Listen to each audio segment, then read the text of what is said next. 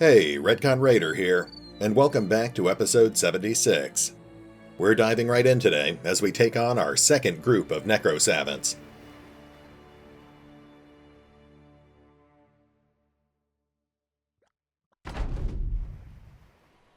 Now, we've fought necrosavants before, but this time, the difficult swamp terrain gives them a definite advantage.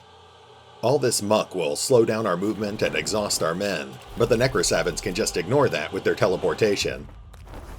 If we had brought any of our lightly armored archers along, the necrosavants would have flanked and killed them by the end of round 2.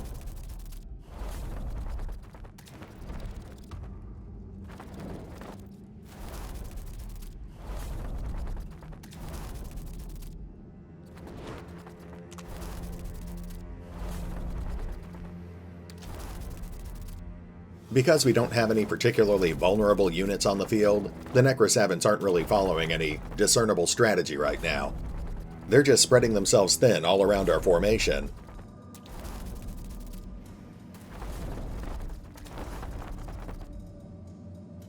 Our big advantage here is that until these things start drinking blood, they're physically frail, and they can't start drinking blood until they get through our armor.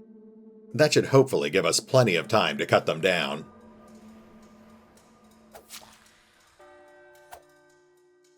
Of course, it's still going to take some work to bring these guys down. Not only do they have a very high melee defense, but they also have the 9 lives perk. That means we have to hit them with 2 killing blows before they'll actually die.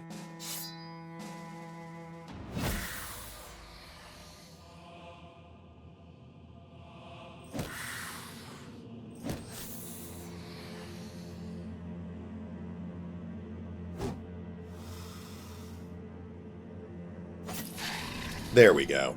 Casorin and Igot team up to take down our first necrosavant on the south.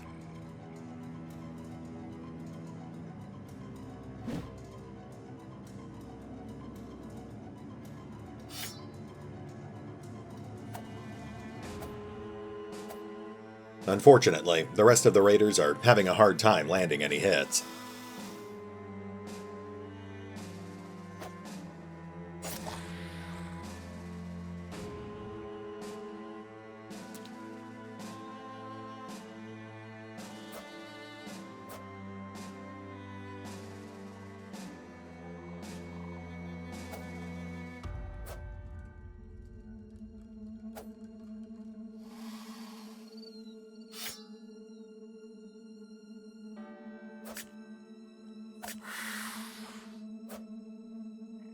Moving it around 2.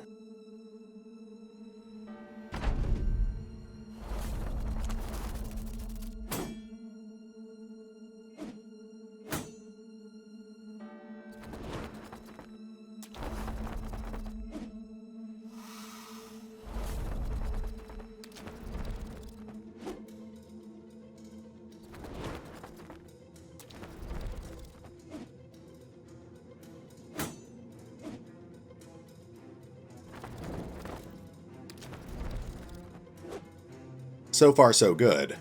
As long as our defenses keep holding up, this should be a relatively easy fight.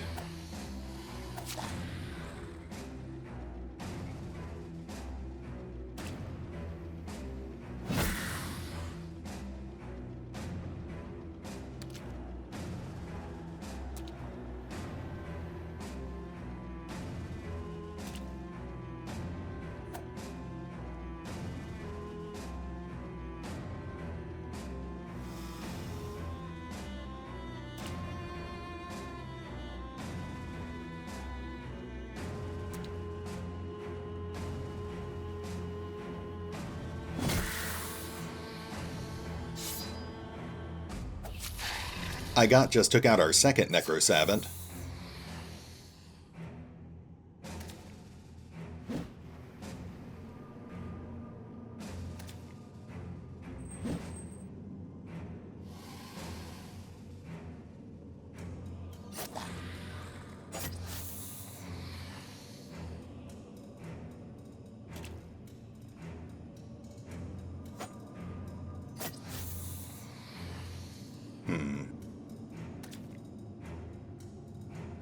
Even with Pathfinder, that swamp terrain is slowing us down a lot more than I'd like. Round 3.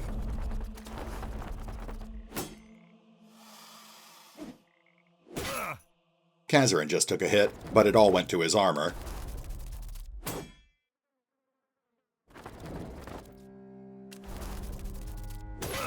Janos just took an armor hit as well.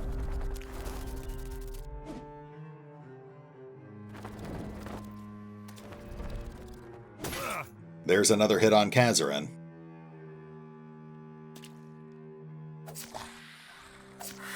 Roderick puts a Necrosavant on the brink of death. Henry sets one up for the killing blow as well.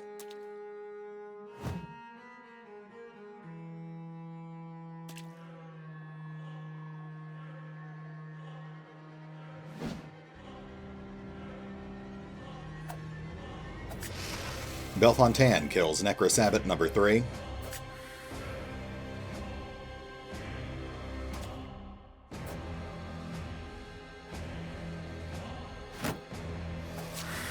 Igot pushes another Necrosavant to the brink of death.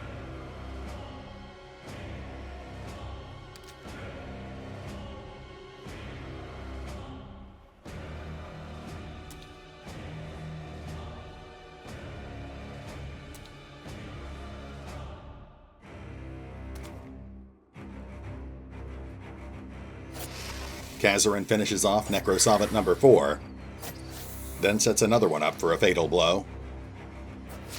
Janos kills Necrosavant number 5. And we're into round 4. This is actually going surprisingly well.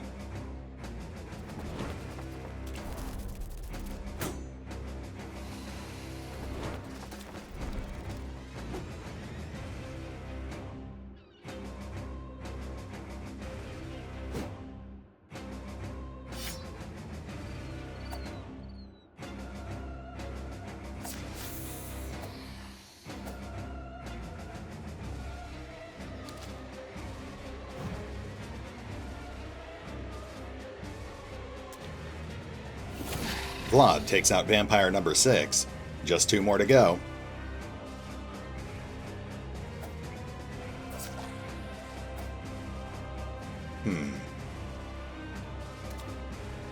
Both of these Necrosavants actually look like they're near full health.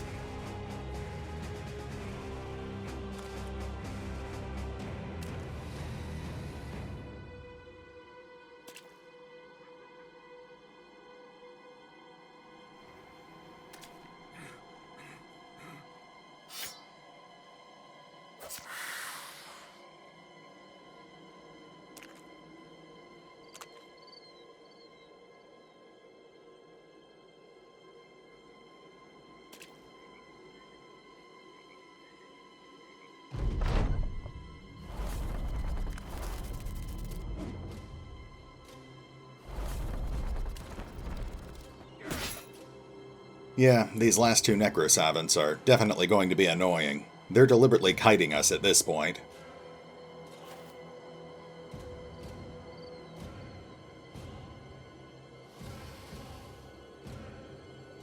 Most of our guys can't attack this round, but at least it gives us a chance to move them towards dry ground.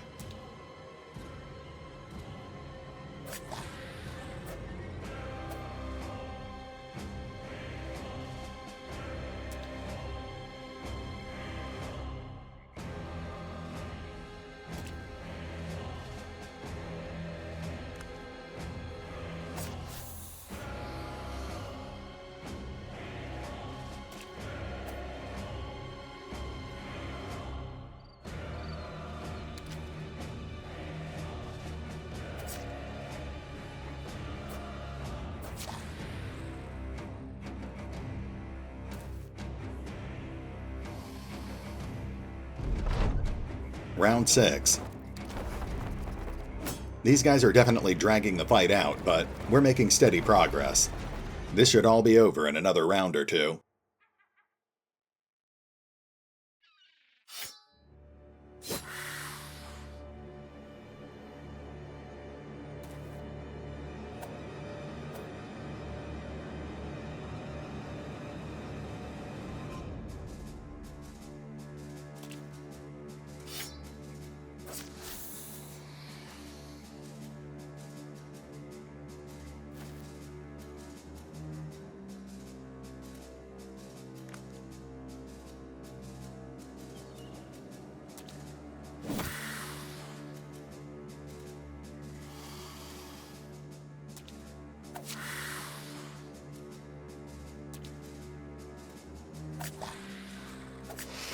Belfontan finishes off Necrosavant number 7.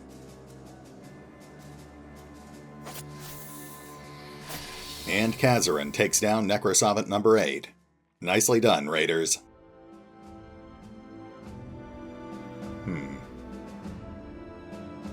The loot is pretty sparse, but at least we'll get about 2,000 gold for those ashes. At any rate, I'll rearrange our inventory and then we'll start heading back towards town. Welcome back. We're currently headed south towards House Ravenhold's territory, but I thought we'd take a quick detour to wipe out this orc hunting party.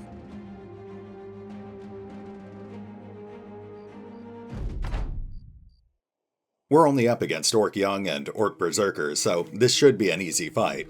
But that's fine. At this point, a lot of our equipment is in pretty bad shape, so we can't really afford to get into any serious fights until we resupply.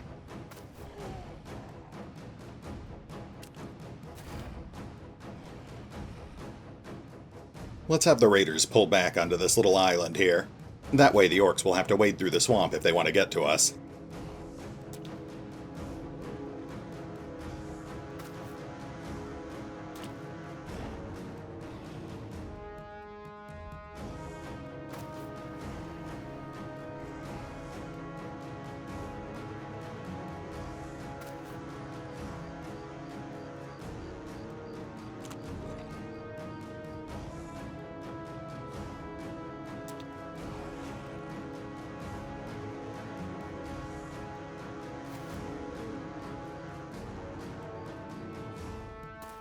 Belfontan is lagging a bit behind.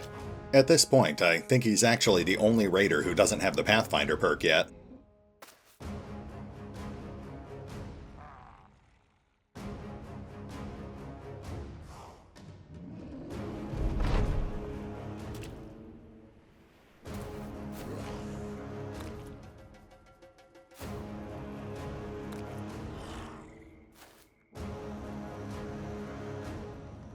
Alright, let's draw up some battle lines here, and we'll open fire on the orcs as soon as they're close enough.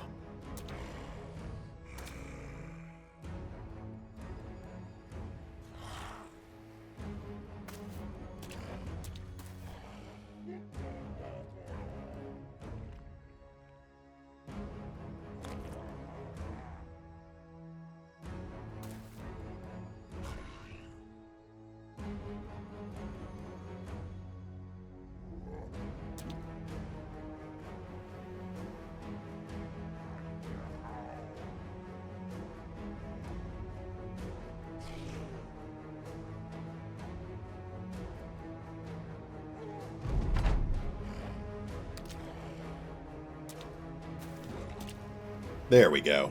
Let's do some damage. Wojtek lands a glancing hit on the lead orc. Alessandro shoots the orc through the arm. Potato shoots the wounded orc in the side.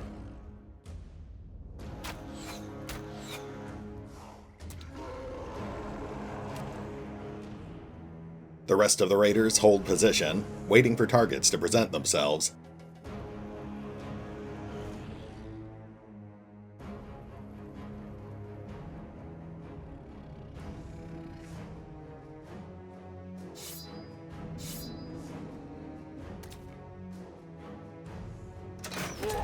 One of the orcs gets too close, and Rowan puts a crossbow bolt through its chest. Round 4. We have contact. Eraton is stunned. Wojtek kills the badly wounded orc, then lands a glancing hit on the orc behind him. Alessandro lands a glancing hit on one orc, then shoots another orc through the neck. Potato shoots a badly wounded berserker in the eye.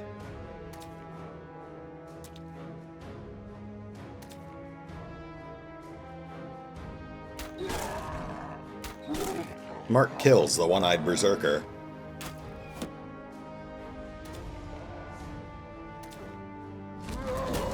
Oswald is stunned.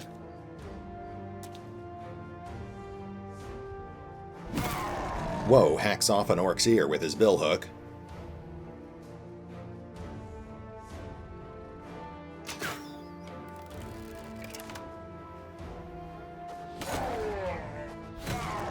Belfontan hits an orc with 2 throwing axes, and Eraton is stunned again. The rest of the raiders hold position, waiting for the orcs to get a little closer.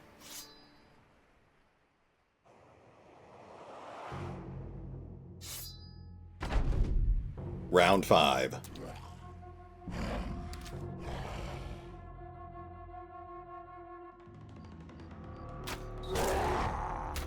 Alessandro lands a glancing hit on a heavily armored berserker. Potato shoots an orc in the leg, breaking its morale.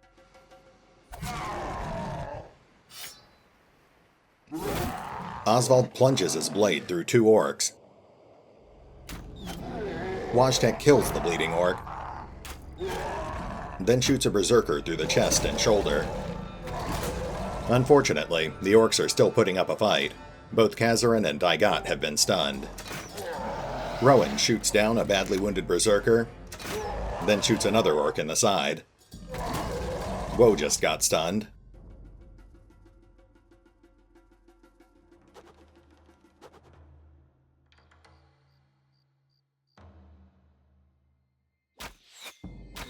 Mark kills a wounded orc on the south. Then Reinhard moves forward, locking down 2 fleeing orcs. Reinhard just executed one of the fleeing orcs.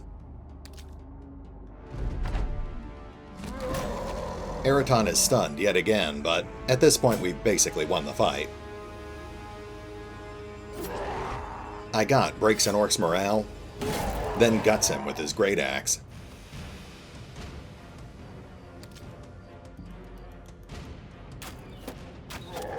Potato finishes off the gutted orc.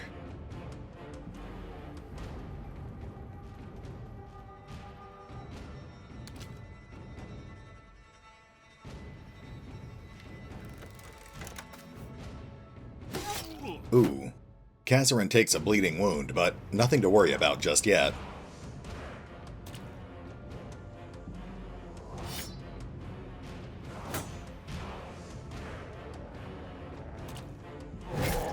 Oswald cuts down an orc on the north.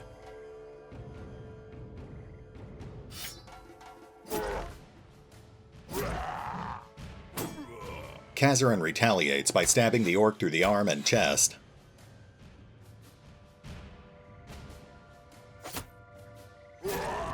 Reinhard lops off an orc's ear.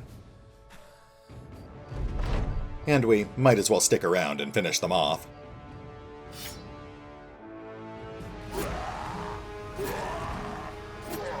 Eraton kills the second-to-last orc with a flurry of dagger strikes.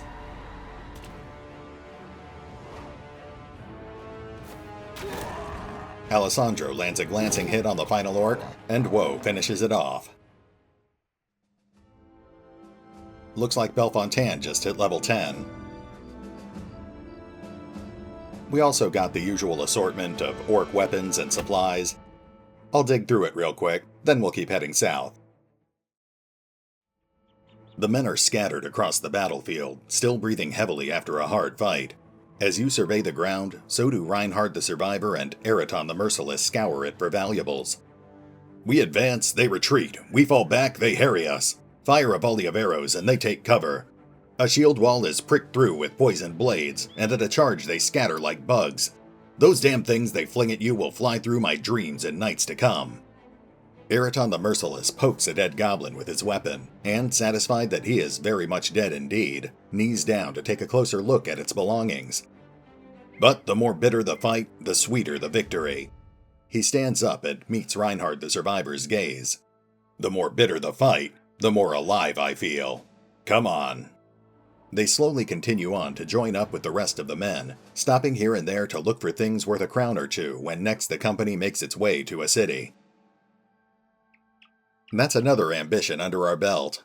Not only does it get us the usual boost to renown and mood, but we also get a unique goblin trophy for completing this one. Let's go see what it does.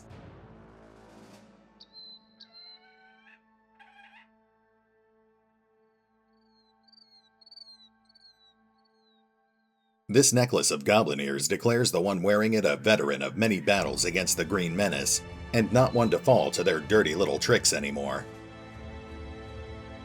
Looks like it grants immunity to nets and vines. Not bad. Well, I'll have to give some thought to who I want to give it to, but for now, we'll just continue heading south towards Gronenfest. Obviously, we're taking the long way, but I couldn't resist the urge to scout out at least a few more strongholds. And welcome back. We just came across an interesting stronghold, the Rest of Thousands. Our equipment's in bad shape and it's got a pretty tough fight inside, but we picked up a rumor about 50 episodes ago that said there's a unique item here. So, let's get in there.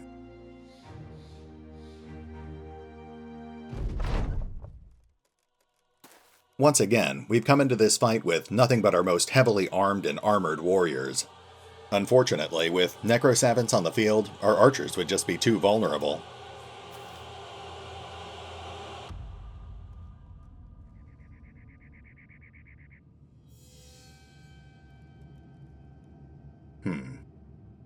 We will be meeting the skeletons in a head-on fight, but we need to move away from that elevated terrain.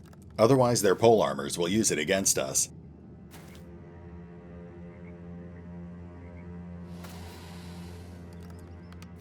Fortunately, it looks like the necrosavants are holding back for now.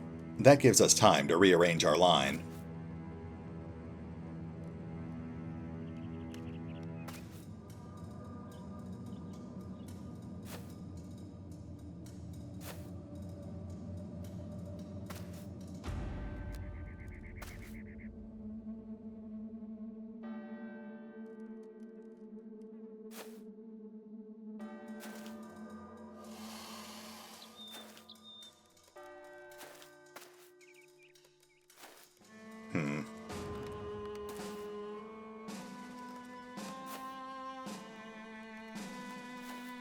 That is a lot of skeletons. This might have actually been a mistake.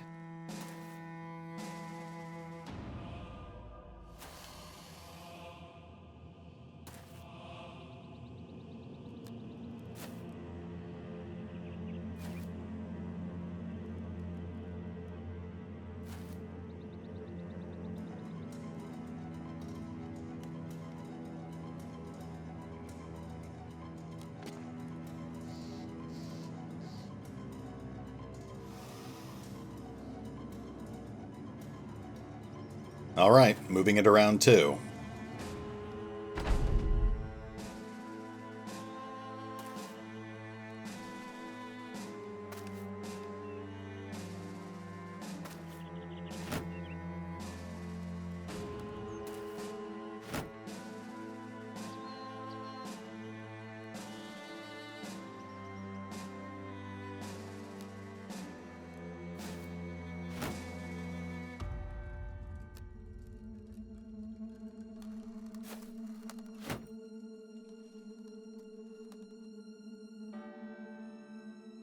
Okay, let's do this.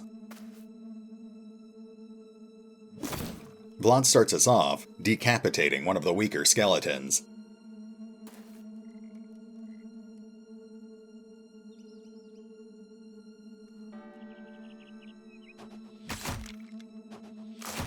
Eraton takes out another weaker skeleton with two well-placed throwing axes.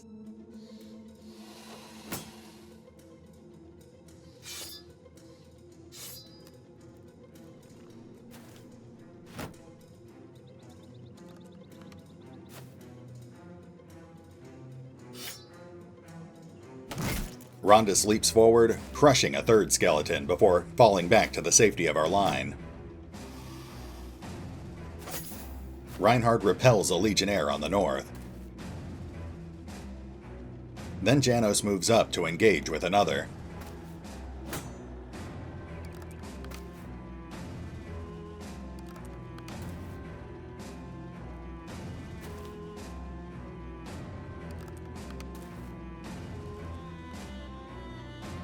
Several of the skeletal pikemen have moved up into striking range. Hopefully we can take them out before they can do too much damage.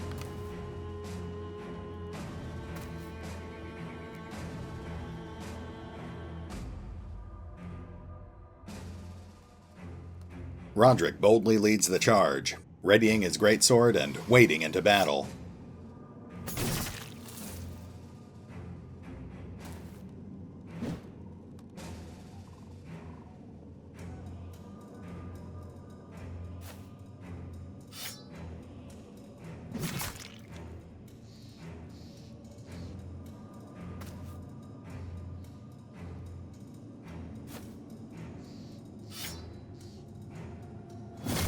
Igot takes out our first pikeman.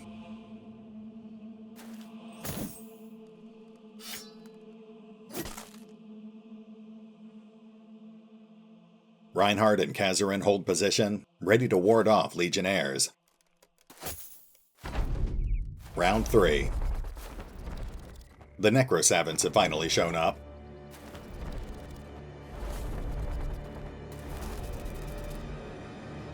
Looks like it's just 2 of them.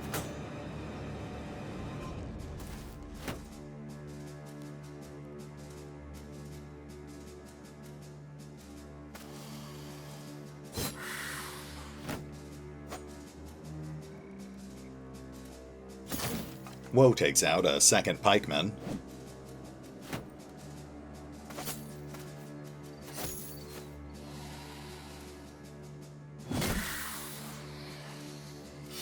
Igot puts one of the vampires on the brink of death.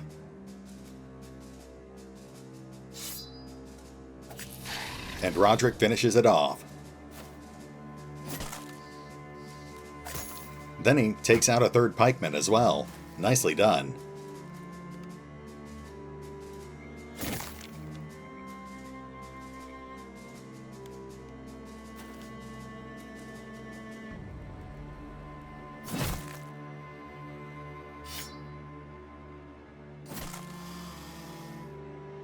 We need to work fast. Both of our flanks are likely to be overrun soon.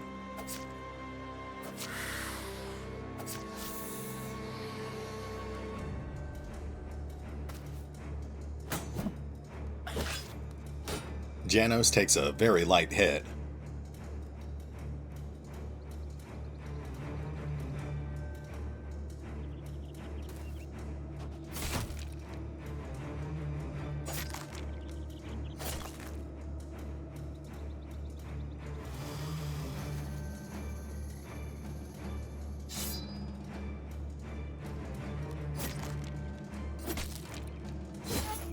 Casorin takes a medium hit to his armor. Oswald takes a medium hit too.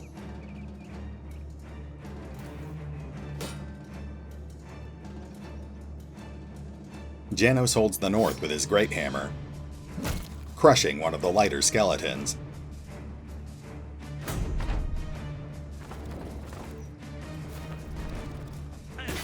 Roderick takes a light hit. Oswald takes a light hit. And Igot takes a light hit as well. They're wearing down our armor pretty steadily.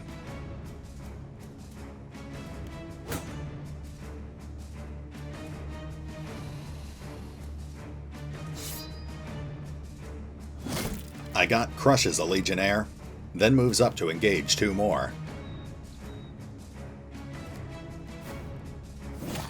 Woe puts the other vampire on death's door.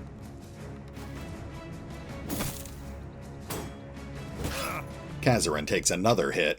He's at 50% armor. Roderick takes out the second necrosavant, then moves to support us on the south. Casorin takes another hit. His armor is in pretty bad shape.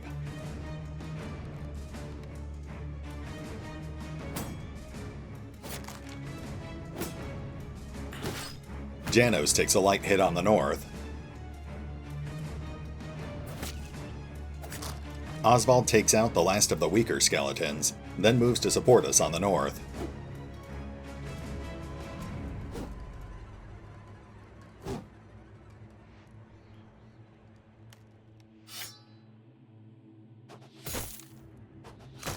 Eraton cuts down another pikeman with his throwing axes.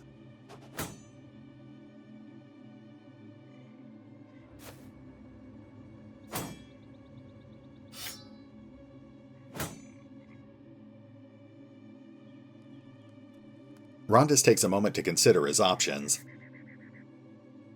Then he heads south to give Casorin some backup.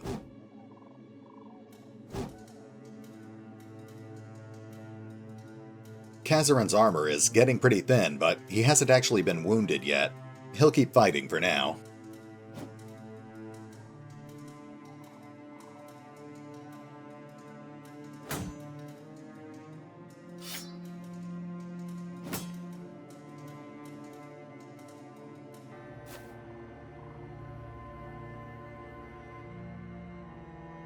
Moving into round 5.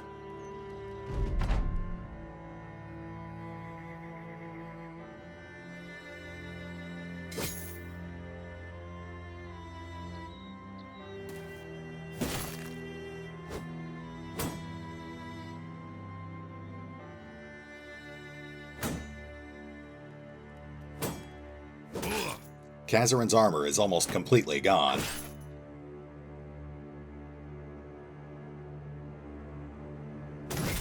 Igot takes out another pikeman. I think he and Roderick are actually neck and neck for MVP.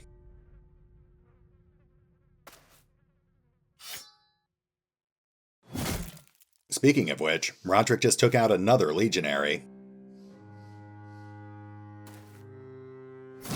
Rondus joins the fun, taking out the last pikeman on the south.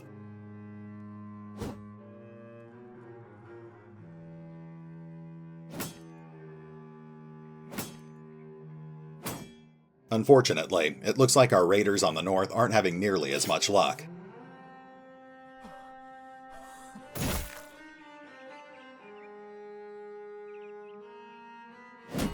Dominic forces the last legionary off Casorin, freeing up most of our southern line.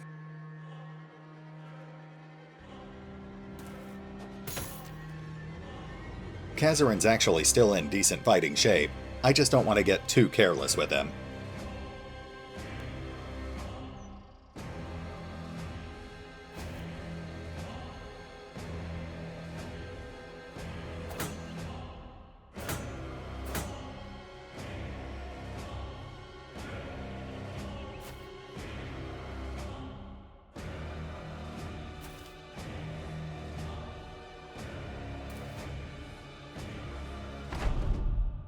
Round 6.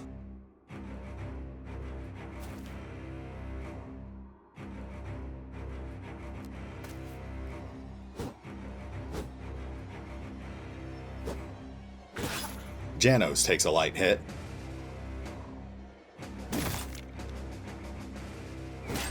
Oswald takes a light hit as well, immediately followed by a medium hit.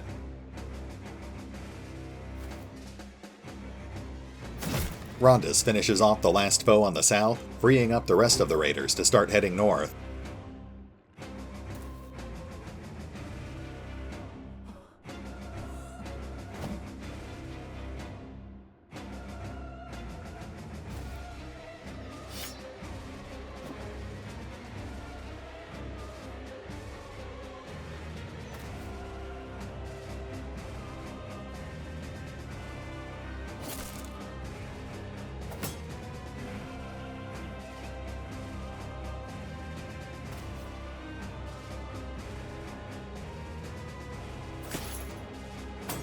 Our brothers on the north are all struggling with exhaustion.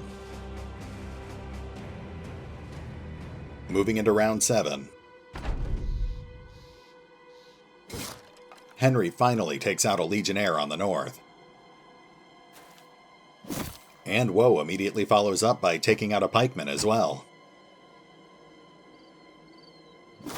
Vlad finishes off the last shieldman, but we can't let our guard down until all of these things are dead.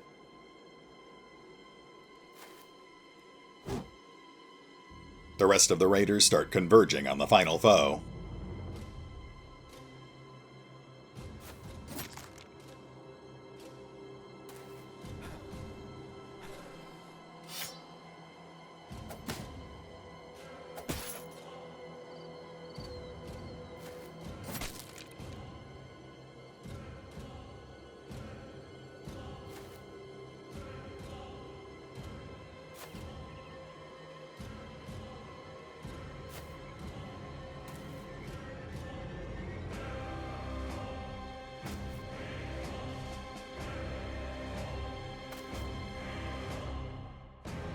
Moving into round 8. It should be over in just a moment.